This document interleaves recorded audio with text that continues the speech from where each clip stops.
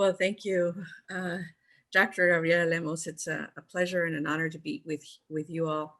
And let me first start by congratulating you and every volunteer and all of you for doing an extraordinary work. I don't even have a better word than extraordinary. It's stunning. Congratulations. I think that the work that you're doing and the work that other groups are doing will pay off this cycle.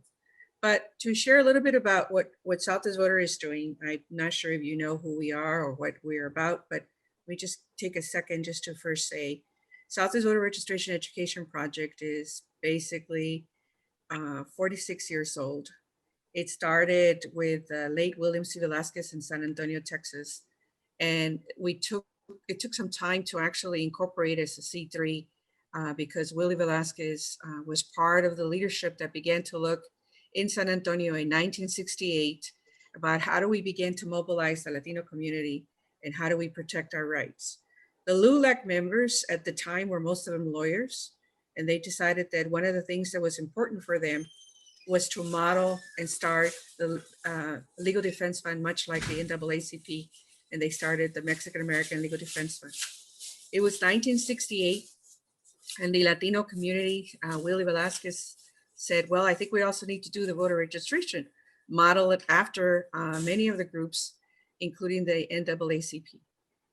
It took 4 years before, actually more years, until 1974, before we were incorporated because we were blacklisted.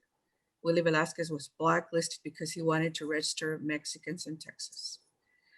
It took the attorney, and I share this because I think all of us need to talk about our history. It took the attorney, Mario Bledo, who was the president of Moldova at the time, and they were across the hall from each other, to go to the Department of Justice to find out what was going on. And that's when he discovered that Willie was being blacklisted. Shortly after Southwest Voter became an official organization, Willie reached out to Congressman John Lewis. And if you look at our organization's name, Congressman Lewis' organization was Voter Registration Education Project. Well, Willie just added the S in front. And, and we haven't changed the name because we think it's part of our branding. What do we do at Southwest Voter? We mobilize the Latino vote, we protect the vote. When we need to, we sue. We have 210 voting rights lawsuits that we have won. Several of them have to do with things like the president in 2018 or 2016 arguing that 3 million Latinos voted illegally, or Texas saying that 100,000 Latinos did not have the right to vote and they voted illegally, and we filed a lawsuit, or on the redistricting or the voter ID or SB4, which is similar to Proposition 187. So I'm not going to get into more than that so I can begin to have a conversation about what's at stake this cycle, which is part of the mandate for today. You're all very sophisticated individuals involved in this process, so you probably know more than I do, but here's what I can share with you. This is the most extraordinary election, consequential election of our time, because a lot is at stake. It's an election when we are also preparing for redistricting in states. So the state houses are just as important as the U.S. Senate seats and the pathway to the White House.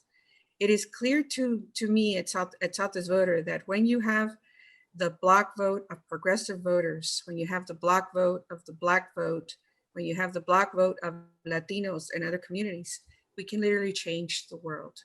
While everybody is thinking about what needs to be done in the Midwest so that we can have a number of elections decided, whether it's Michigan, Wisconsin, Pennsylvania, Ohio, whether it's Florida, I would argue that we also need to make sure that we work in Arizona and Texas and in Georgia.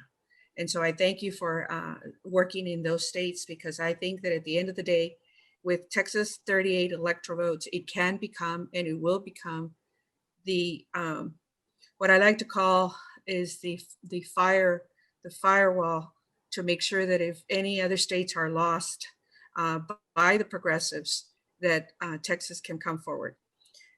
So at Southwest Voter, we're dealing with mobilizing the Latino electorate And we've always thought that part of our best contribution is to contact new voters, voters who have no voting history, so that at the end of the day, we're expanding the electorate and growing the electorate so that they can make decisions about how they're going to be governed, who's going to govern them, and choices that have to do with public policies that impact them and affect them and affects the nation. With the passing of Justice Ruth Bader Ginsburg, with the COVID, with the racial injustice that has been with us forever, with the killings of Black men and women, Latinos, it's always been here. But all those factors together and the president's insistence that Latinos are criminals and he doesn't like anybody, all of that, plus the work that you are all doing, I think is going to galvanize and excite many voters. I still don't have a good sense in Texas because we've surpassed the 2012 turnout. We're about to surpass the 2016 turnout in terms of people turning out to vote, again, with all the work that you're doing and the work that all of us are doing. But we're not doing it in the way that we used to.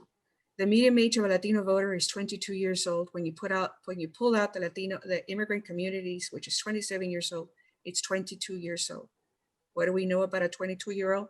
They care about the world. They care about the environment. They care about the same issues that any voter does, but they require more contact. And for us at Southwest Voter, we believe that by contacting them with live contacts 4 times, we can ensure that they're on a pathway to becoming high propensity voters with the people that we contact. Everybody that we're contacting in Texas and in Georgia and in New Mexico and in Arizona and some in California at Southwest Voter are all voters who, once they vote twice, they're on their way to becoming high propensity voters. But today they have no voting history because they're all new voters. The challenge with COVID is that how do you talk to them when you can't speak to them, when you knock at the door, no one's going to open the door. And if they open the door and you're wearing a mask, those are issues that people are concerned about. Will they answer the phone? Yes, they will, but you're going to have to call them more than 4 times before you can speak to them once. And so it's a long haul, but we believe with the work that you're doing, the work that we're doing, the group that other groups are doing, that Texas will be competitive this cycle. It will add to the value of what Michigan, Ohio, Pennsylvania, North Carolina, South Carolina. And so I think that if I may make a projection, I think the Democrats are going to take the House. I'm sorry, they're going to strengthen the House. They're going to take the Senate, and they may, I don't know yet, because I am worried about what happened in 2016.